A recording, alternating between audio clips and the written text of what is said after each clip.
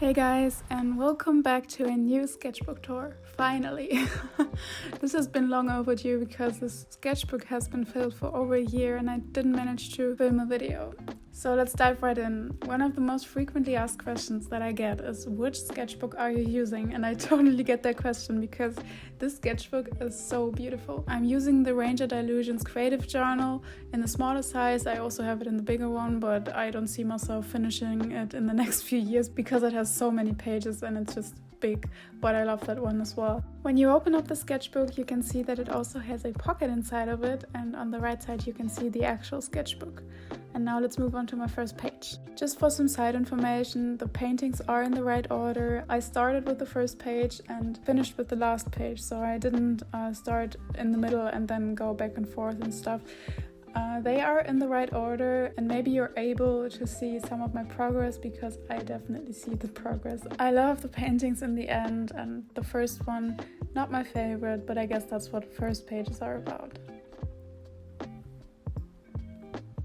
It feels so weird to look back at these paintings and drawings that I did 3 years ago, which was such a long time ago. I started the sketchbook in 2019 and finished it at the end of 2020, I think. I just miss those times so much, where I had so much time to create art, so much free time because I was still going to uni, and I wish that someday in the future that I'm able to be a full-time artist again, even though I wasn't a full-time artist back then, but it felt like it. And it's such a shame because I'm one of those people that doesn't look back into their sketchbooks once they are finished. So it's just laying in my drawer, never to be seen again. Only for a YouTube video, of course. And that's great. So at least you can look at them. So if you're new here and you don't know me or my art yet, I want to give you some background information on which mediums I use for these drawings and paintings. I always use big ballpoint pens for my portrait drawings or just a normal pencil. I don't really do pencil portraits anymore. I used to do them a lot more back then, but I mainly use ballpoint pen. It's called the Crystal ballpoint pen by Big, I think.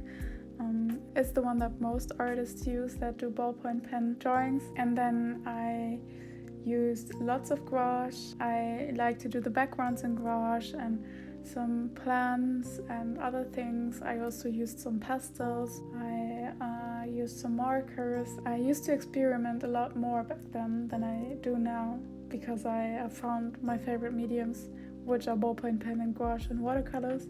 I'm also using lots of watercolors in here, not in the beginning, but at the end you will see that I started to incorporate a lot more color into my drawings.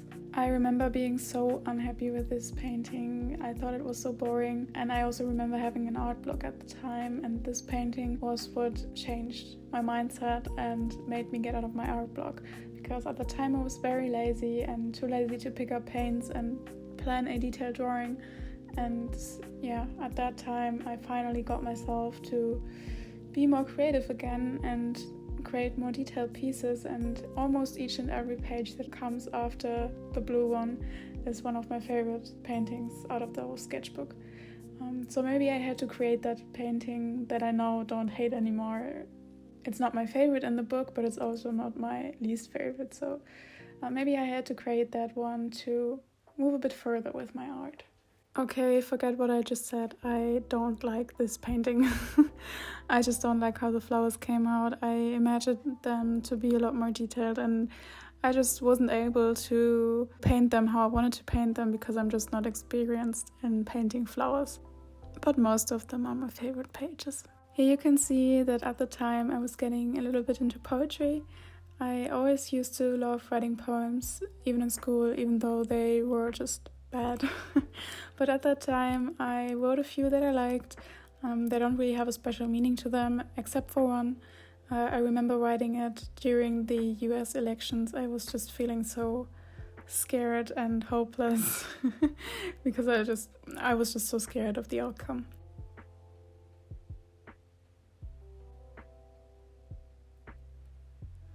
Oh, and here I did something very experimental and unique.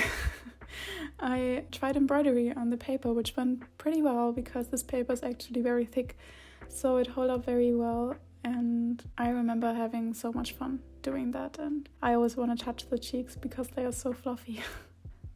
And this leads me to the last pages of the sketchbook that I all love so much. Especially the last one is just my favorite one of all time still, because I just really like how the leopard turned out, and it was just so out of my comfort zone that I still remember feeling so happy about this painting, and it was just a great end to the sketchbook. So this is the end of the video. I hope you enjoyed this sketchbook tour. Thank you so much for watching and listening, and I hope I will see you soon in my next video. Bye!